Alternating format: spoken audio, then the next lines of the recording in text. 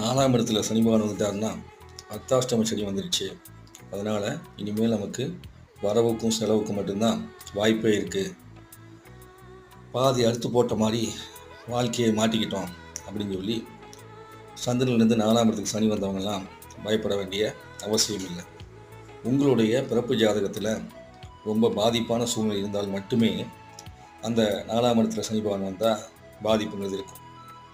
இதே உங்களுடைய பிறப்பு ஜாதகத்தில் நல்ல நிலைமையில் சனி பகவான் இருந்தார் அப்படின்னா இந்த 4ஆம் இடத்துக்கு சனி பகவான் வந்தபோது நீங்கள் அந்த துன்பமே இல்லாத மாதிரி வாழ்க்கையை வாழுவீங்க.